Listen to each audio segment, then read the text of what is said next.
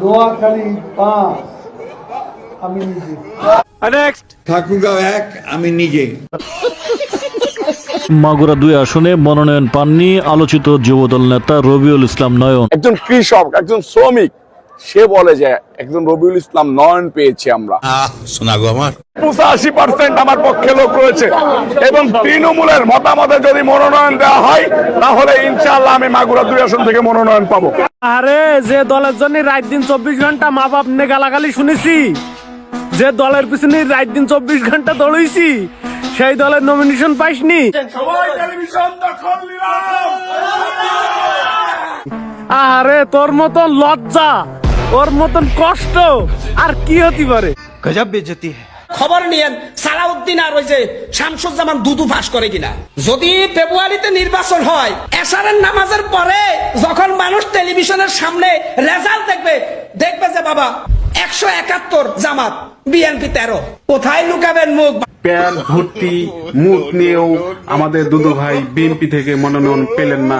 এই দুঃখ দুদু ভাই কই রাখবো? যদি আওয়ামী লীগের কার্যক্রম নিষিদ্ধ হতে পারে তাহলে 71-এর গণহত্যা, ধর্ষণ, নারকীয় হত্যাযজ্ঞের কারণে জামাত ইসলামকে নিষিদ্ধ করতে হবে, জামাত ইসলামকে নিষিদ্ধ করতে হবে।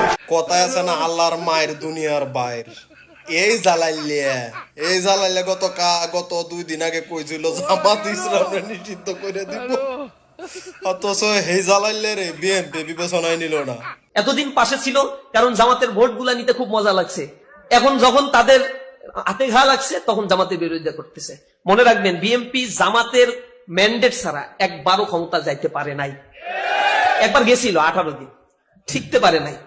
সুতরাং তারা এমন কোন দল না যে এককভাবে ক্ষমতায় চলে গেছে কোনোদিন, এইটা মনে করার কারণ নাই। আর খুব বেশি পপুলার এটাও আমার কাছে মনে হচ্ছে না। আমাদের কাছে একটা সুযোগ তৈরি হয়েছে।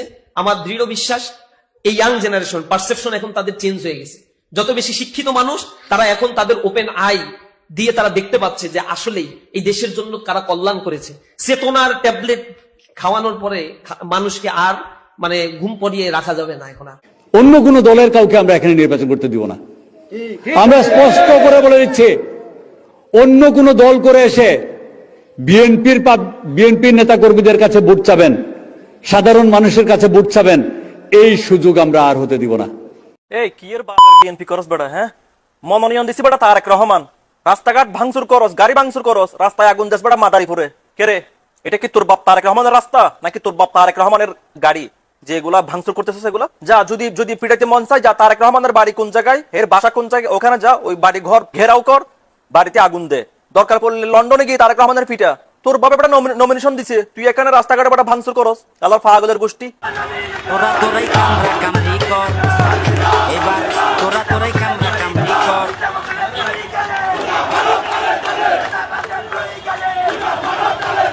শীর্ষস্থানীয় নেতাদেরকে, দলীয় প্রধানদেরকে তুইলা যে ধরনের গালাগালি চলতেছে, এটা হচ্ছে তারা রাজনৈতিক শিক্ষা। যে দলের যে শিক্ষা, যে বাপমার যে শিক্ষা, দল হয়েছে একটা অন্ধ, দল হয়েছে একটা সেকুলার, এটার মধ্যে ধর্ম নাই, কর্ম নাই, শিক্ষিত কোনো মানুষ নাই, যা আছে সবগুলা টেম্পুবাজ, চাঁদাবাজ, ওই লুটতরাজের দল, ব্যাংক দখলের দল। দেশটাকে যারা গিলা খাওয়ার চিন্তা ভাবনা করতেছে, তাদের দলের কর্মীরাই আজকে তাদেরকে ছিঁড়া ফেলাইতেছে, গালে গালে মারতেছে, উল্টায় ফেলাইতেছে, ছিঁড়া ফেলাইতেছে, দেশে আসতে দিব না, বয়কট করতেছে। এ হচ্ছে তাদের দলের কাজ কারবার। আওয়ামী লীগ শাসনামলে আন্দোলন সংগ্রামে নিয়মিত সংবাদ সম্মেলন করেছেন।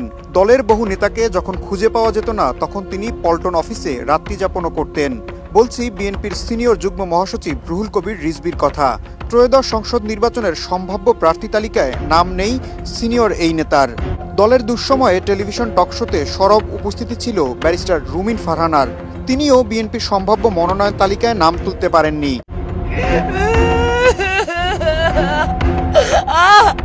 দলটির স্থায়ী কমিটির সদস্য নজরুল ইসলাম খান ও সেলিমা রহমান সম্ভাব্য মনোনয়ন তালিকায় নেই। বিএনপি চেয়ারপারসনের উপদেষ্টা আব্দুস সালাম, যুগ্ম মহাসচিব মোয়াজ্জেম হোসেন আলাল, হাবিবুন নবী খান সোহেল ও আসলাম চৌধুরী মনোনয়ন বঞ্চিত হয়েছেন। অ্যাডভোকেট জয়নাল আবিদিনও প্রার্থী তালিকায় নেই। দলের সিনিয়র নেতা গয়েশ্বরচন্দ্র রায় মনোনয়ন পেলেও পুত্রবধূ নিপুণ রায় চৌধুরী মনোনয়ন বঞ্চিত হয়েছেন।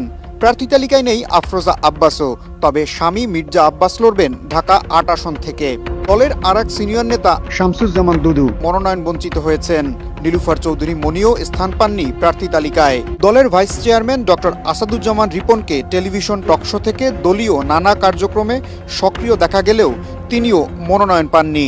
শিল্পীদের মধ্যে কনক চাপাকে ধরা হয়েছিল সিরাজগঞ্জ 1 আসন থেকে টিকিট পাবেন, তবে ঘোষিত তালিকায় তার নাম নেই। সঙ্গীত শিল্পী বেবি নাজনীন ও মনির খানও পাননি মনোনয়নের টিকিট। হেলেন জেরিন খান, রেহান আক্তার রানু, ব্যারিস্টার নাসিরউদ্দিন অসীমও পাননি দলের মনোনয়ন। এছাড়া সঙ্গীত শিল্পী আসিফ আকবর ও ন্যান্সিও তালিকায় নিজেদের নাম তুলতে পারেননি, যারা সম্ভাব্য প্রার্থী হিসেবে আলোচনায় ছিলেন। নমিনেশন পাইল যারা, তাদের আনন্দের আর সীমা নাই। আমি আমার চোখের পানি ধরে রাখতে পারি না, আমি অনেক আনন্দিত।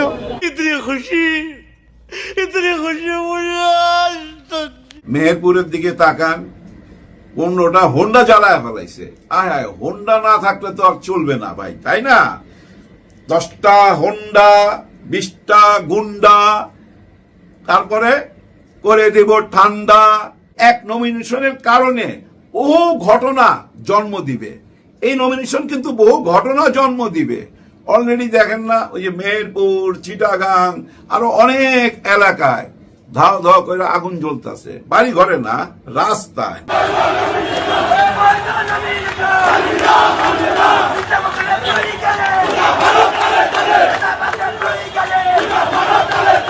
ওই রাস্তায় টায়ার টুয়ার জমা কইরা ওইখানে আগুন জ্বলায় দেয়। কিন্তু এই রোডটা তো হাইওয়ে রোড।